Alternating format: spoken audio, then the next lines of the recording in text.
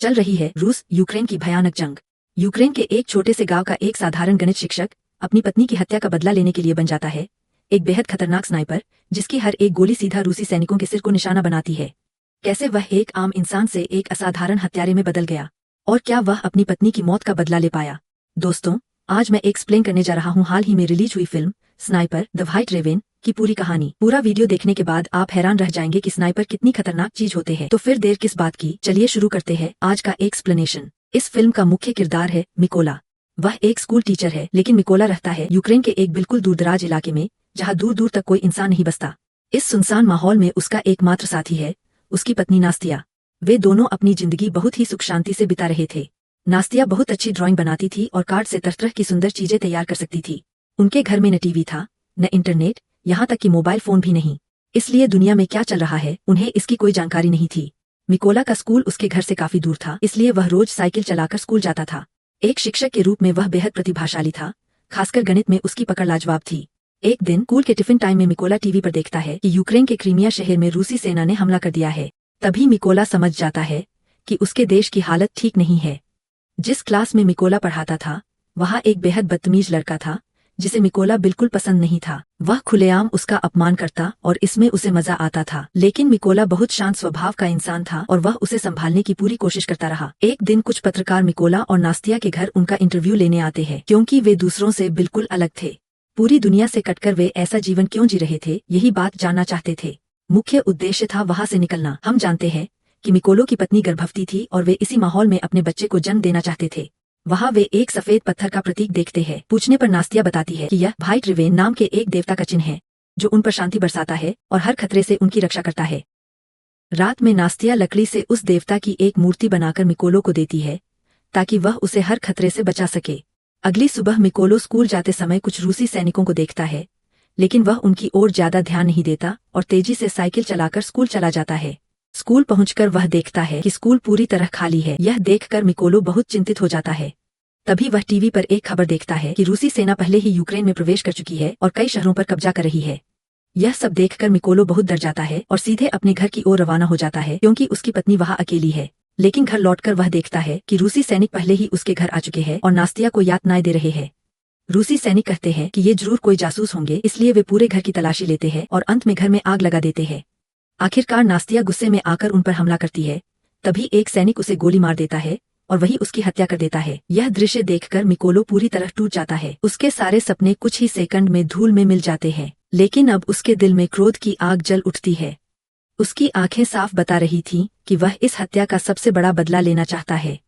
सुबह यूक्रेन के सैनिक उसके घर पहुंचते हैं और उसे बचाते हैं। इतनी निर्दयता देखकर वे नास्तिया को दफना कर वहां से चले जाना चाहते हैं, लेकिन मिकोलो उनसे अपने साथ ले चलने की गुहार लगाता है। वह कहता है, मैं इस हत्या का बदला लेने के लिए सेना में शामिल होना चाहता हूँ, कृपया मुझे अपने साथ ले चलिए।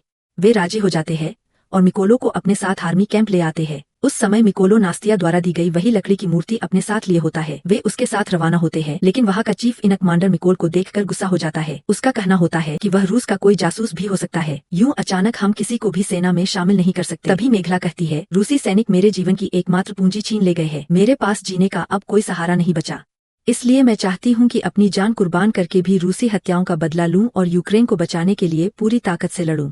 ये बातें सुनकर कमांडर कुछ हद तक आश्वस्त हो जाता है और उसे सेना में शामिल होने की अनुमति दे देता है। मिकोल की आर्मी लाइफ शुरू हो जाती है। हर दिन उसकी ट्रेनिंग और भी कठिन होती जाती है। जब मिकोल को एक AK-47 असेंबल करने के लिए दी जाती है तो वह कुछ भी समझ नहीं पाता। यह देखकर कमांडर का मूड खराब हो जाता है, क्योंकि इस वक्त उन्हें अनुभवी सैनिकों की जरूरत है, न कि बिल्कुल नए और नादान लोगों की। ऐसे लोगों को सिखाकर युद्ध के लिए तैयार करने में बहुत समय लग जाएगा। लेकिन नया होने के बावजूद मिकोल बहुत मेहनती होता है। वह सबसे ज्यादा समय तक ट्रेनिंग करने लगता है। मिकोल अपने जीवन को पूरी तरह समर्पित कर देता है ताकि वह बहुत जल्दी एक खतरनाक सैनिक बन सके। एक दिन मिकोल अपने कमांडर से अनुरोध करता है कि उसे मिकोल कहकर बुलाकर एक नया कोड नेम रेवेन कहा जाए। यह सुनकर सभी हंस कर लोटपोट हो जाते हैं। जो अभी बंदूक भी असेंबल नहीं कर सकता, वह कोड नेम चाहता है। कमांडर कहता है, कोड नेम चाहने से नहीं मिलता, उसे कमाना पड़ता है। अगर तुम कुछ असाधारण कर दिखाओ तभी तुम्हें यह कोड नेम मिलेगा। इसके बाद मिकोल और भी ज्यादा मेहनती हो जाता है। बहुत कम समय में वह बंदूक असेंबल करना सीख जाता है। अगले दिन कमांडर कहता है, देखो, हमारी टीम में कोई अच्छा स्नाइपर नहीं है। तुम में से कौन कौन स्नाइपर बनना चाहता है? हाथ उठाओ। सबके साथ मिकोल भी खड़ा हो जाता है। उसे देखकर सब हंसने लगते हैं। तब कमांडर कहता है, तुम तो ठीक से AK-47 की मैगजीन भी नहीं लगा पाते, फिर स्नाइपर राइफल कैसे रीलोड करोगे? तब मिकोल कहता है, मैं चैलेंज करता हूँ सर, मुझे सिर्फ 20 सेकंड लगेंगे। यह सुनते ही कि वह AK-47 को असेंबल करेगा, पूरी टीम हंसने लगती है। लेकिन मिकोला इस बार अपनी आंखें बंद करता है और मात्र 18 सेकंड के अंदर पूरी राइफल असेंबल कर देता है। यह देखकर वही टीम मेंबर हैरानी से तालियां बजाने लगते हैं और कमांडर उसकी इस काबिलियत देखकर उसे स्नाइपर टीम में शामिल होने की परमिशन दे देता है। मिकोला अब स्नाइपर ट्रेनिंग जोन में चला जाता है। वहाँ ट्रेनिंग कमांडर उससे कहता है, देखो, हर कोई स्नाइपर नहीं बन सकता। जो लोग बहुत स्मार्ट और एलिगेंट होते हैं वही स्नाइपर बनने के काबिल होते हैं। स्नाइपर का मुख्य काम होता है खुद को वातावरण के साथ इस तरह छुपा लेना कि बेहद ताकतवर रडार के अलावा कोई उसे डिटेक्ट न कर सके। इसके अलावा स्नाइपर के हाथ में कोई कैलकुलेटर नहीं होता। दूरी मापने का पूरा काम उसे अपने दिमाग से करना पड़ता है। और अगर तुम्हारा टारगेट मिस हो गया तो तुम्हारी गन की फायर फ्लैश और आवाज सुनकर दुश्मन तुम्हें डिटेक्ट कर लेगा। इसलिए 98% परफेक्ट शॉट के बिना तुम कभी स्नाइपर नहीं बन सकते। पहले दिन की क्लास के बाद सभी को स्नाइपर गन दी जाती है। बाकी सभी को SVD ड्रैगुनोव मिलती है, लेकिन बदकिस्मती से मिकोला के हिस्से में एक टूटी फूटी कर 98 राइफल आती है।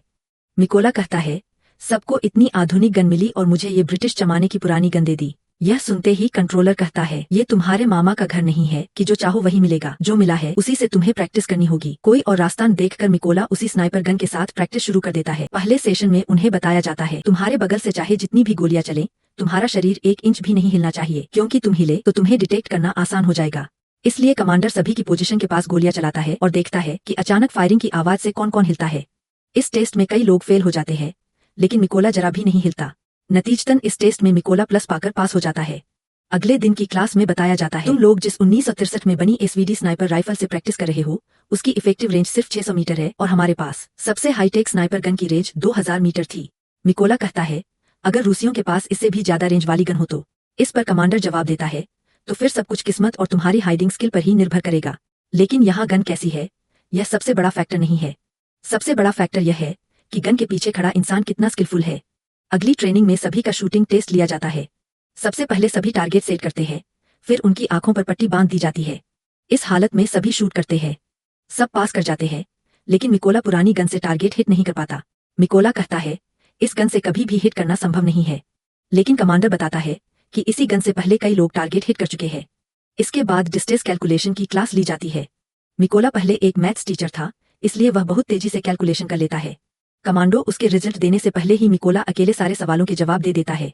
यह देखकर कमांडर बहुत इम्प्रेस हो जाता है। फिर अंधेरे में या लो विजिबिलिटी में शूटिंग का टेस्ट लिया जाता है। सब शूट करते हैं, लेकिन देखा जाता है कि मिकोला यानी रेवेन यह टेस्ट फेल कर गया है। उसकी गोली टारगेट पर नहीं लगी। सभी ट्रेनिंग पैकअप कर लेते हैं, लेकिन रेवेन अभी भी थाई पोजीशन में बैठा रहता है। जब कमांडर उसे उठने को कहता है, तो रेवेन बताता है कि वह हिट नहीं कर पाया क्योंकि उसने अभी तक शूट ही नहीं किया था। इसके बाद वह एक ही शॉट लेता है और वह गोली सीधे जाकर टारगेट पर लगती है। उसे 3+ मार्क मिलते हैं। अब सभी को पासपोर्ट और रिजल्ट देकर फाइनल बैटल के लिए भेजा जाता है। वहां देखा जाता है कि पूरी टीम में रेवेन ने फर्स्ट क्लास नंबर हासिल किया है। रेवेन बहुत खुश हो जाता है और यहीं से उसका असली मिशन शुरू होता है। रेवेन अपनी पत्नी द्वारा दिया गया उस देवता का मूर्ति चिन्ह लेकर बैटलफील्ड की ओर निकल पड़ता है। बेस पहुंचते ही कर्नल बताता है कि रूसी सैनिकों का एक दल एक पैसेज को ब्लॉक करके बैठा है। अगर वहां फ्रंटलाइन फाइट की गई तो खतरा हो सकता है, इसलिए यह मिशन स्नाइपर के जरिए ही पूरा करना होगा। तभी कमांडर सबको बीच में रावेन को चुना जाता है और उसकी पहली मिशन के लिए रावेन और बाकेरा अपनी जिंदगी का पहला ऑपरेशन शुरू करते हैं। इस मिशन में उन्हें जिंदा इंसानों को मारना होता है। सभी लोग मरे हुए मक्के के खेत के बीच से आगे बढ़ते हैं। रावेन स्नाइपर लेकर पोजीशन लेता है और कमांडो बाकी लोग साइड में जाकर अपनी असॉल्ट राइफल से घात लगाकर बैठ जाते हैं। कमांडर के सिग्नल का इंतजार करते हुए कमांडो रावेन से दूरी का अनुमान लगाने को कहते हैं। रावेन पल भर में सटीक दूरी बता देता है। Commander head bye head target लेने का आदेश देता है ताकि सभी को एक ही शॉट में मारा जा सके। सभी अपनी पोजीशन सेट कर फायर करने ही वाले होते हैं, तभी एक गाड़ी आती दिखाई देती है। सभी होल्ड कर लेते हैं। यहाँ देखा जाता है कि उस गाड़ी में यूक्रेन के 2 नागरिक थे। उन्हें देखकर रूसी सैनिक उनके पासपोर्ट ले लेते हैं और लड़की के साथ बदसलूकी शुरू कर देते हैं। तभी कमांडर फायर का आदेश देता है और कुछ ही पलों में सभी दुश्मनों को हेडशॉट से मार दिया जाता है। लेकिन इस दौरान एक रूसी सैनिक बच जाता है और वह लड़की को बंधक बना लेता है। तभी कमांडर अपने स्नाइपर से एक असाधारण हेडशॉट लेकर उस बचे हुए रूसी सैनिक को भी मार देता है और मिशन सफल हो जाता है। पहला मिशन सफलतापूर्वक पूरा करके खुश मन से रावेन बेस पर वापस आता है। लेकिन वहां आकर वह देखता है कि बाकी सदस्य अभी तक लौटे नहीं हैं। बाद में रावेन को पता चलता है कि वे सभी किसी और मिशन पर गए थे और उस मिशन में उसका एक दोस्त मारा गया है। जिसने उसे मारा उसका नाम सेरी है। सेरी रूस का सबसे खतरनाक और निर्दयी स्नाइपर है, जो 5 किलोमीटर दूर से भी टारगेट लेने में सक्षम है। वह इन ऑपरेशनों के वीडियो रिकॉर्ड करके इंटरनेट पर डाल देता है ताकि पूरे यूक्रेन की सेना का मनोबल टूट जाए। कुछ दिनों बाद उन्हें फिर से एक नए मिशन पर जाने का आदेश मिलता है। रावेन और बाकी टीम के सदस्य ऑपरेशन फील्ड में पहुंचते हैं। इस मिशन को सफल बनाने के लिए सबसे पहले रावेन अपने दोस्तों के साथ मिलकर वह पूरे इलाके में बम सेट कर देता है और दूर जाकर रूसी सेना का इंतजार करने लगता है। कुछ ही देर में रूसी सैनिक वहां पहुंच जाते हैं, लेकिन सबसे चौंकाने वाली बात यह होती है कि रावेन देखता है उसके स्कूल का वही छात्र जो कभी उसे हमेशा बुली किया करता था, अब इन रूसी सैनिकों के साथ हाथ मिलाकर उनकी टीम में शामिल हो चुका है। यह देखकर रावेन अंदर से टूट जाता है। आखिर वह कभी उसका ही छात्र था। कमांडो उसे गोली चलाने का आदेश देता है, लेकिन रावेन कुछ पल रुक जाता है। फिर देश और अपने पेशे की जिम्मेदारी को याद करके वह अपनी भावनाओं पर काबू पाता है और बम पर निशाना लगाता है। तुरंत ही एक जोरदार विस्फोट होता है और पूरी टीम धूल में मिल जाती है। बाद में कमांडर उससे पूछता है, तुमने गोली चलाने में इतनी देर क्यों की? रावेन जवाब देता है, उन सैनिकों में मेरे स्कूल का एक छात्र भी था, इसलिए मन नहीं मान रहा था उसे मारने का। लेकिन अब मेरे लिए देश सबसे बड़ा है। दुश्मन चाहे जो भी हो, उसे खत्म करना ही मेरा उद्देश्य है। इसके बाद वे लोग एक बेस कैंप लौटते हैं। वहां दिखाया जाता है कि कर्नल अब ज्यादातर समय रावेन के साथ बिता रहा है, क्योंकि रावेन उर्फ मिकोला पर उसे अब अटूट भरोसा और विश्वास हो गया है। कर्नल रावेन को अपने परिवार की तस्वीरें दिखाता है और कहता है, मेरी 2 बेटियां हैं। उन्हें नहीं पता कि आर्मी में कर्नल हूँ। वे समझती है कि मैं शायद कोई बड़ा बिजनेस करता हूँ। तब रावेन भी अपनी पत्नी की दी हुई आखिरी याद उसे दिखाता है और बताता है, मैं भी यहाँ सिर्फ बदला लेने के लिए आया हूँ। इसके बाद दिखाया जाता है कि वे फिर से एक नए मिशन के लिए निकल पड़े हैं, क्योंकि उन्हें एक लीड मिली है कि वह बड़ा स्नाइपर मौजूद होगा। कर्नल और रावेन ऊंची ऊंची घास के बीच छिपकर उसका इंतजार करने लगते हैं। तभी रावेन की नजर उस आर्मी ऑफिसर पर पड़ती है जिसने उसकी पत्नी की हत्या की थी। यह देखते ही उसका दिमाग पूरी तरह से घूम जाता है। वह कर्नल से गोली चलाने की इजाजत मांगता है, लेकिन कर्नल कहता है, अभी नहीं, सबको थोड़ा और डिस्ट्रैक्ट होने दो। लेकिन रावेन के लिए यह बदला किसी भी हाल में टालना संभव नहीं था। वह मौका चूकना नहीं चाहता था, इसलिए उसने फिर से अनुमति मांगी, लेकिन कर्नल ने एक बार फिर उसे मना कर दिया। ठीक उसी समय धैर्य खो बैठा रावेन उस सैनिक को निशाना बनाता है और उसे मार देता है। इससे रूसी टीम समझ जाती है कि इलाके में एक स्नाइपर मौजूद है। वही कुख्यात स्नाइपर सेरी अपने स्कोप से उनकी लोकेशन पता लगा लेता है और किसी को संभलने का मौका दिए बिना एक ही शॉट में कर्नल के सीने को आर पार कर देता है। रावेन किसी तरह कर्नल को लेकर वहां से भाग निकलता है, लेकिन बेस पर पहुंचकर देखता है कि गोली लगने से कर्नल की वही मौत हो चुकी थी। यह देखकर रावेन पूरी तरह टूट जाता है। अपनी इस बेवकूफी की वजह से उसने अपने बेहद करीबी इंसान को खो दिया था। उसी पर रावेन कसम खाता है कि वह किसी भी हालत में सेरी को ढूंढ निकालेगा और उसे हेडशॉट मारकर कर्नल की मौत का बदला लेगा। अब वह अकेले ही रूसियों का सफाया करने निकल पड़ता है। एक घने जंगल में वह गिरगिट की तरह पूरी तरह घुल मिलकर रूसी स्नाइपर्स का इंतजार करने लगता है। काफी तलाश के बाद जब रूसी किसी स्नाइपर को नहीं देख पाते, तभी उनमें से एक स्नाइपर जैसे ही सिर उठाता है, रावेन तुरंत हेडशॉट लेकर उसे ढेर कर देता है।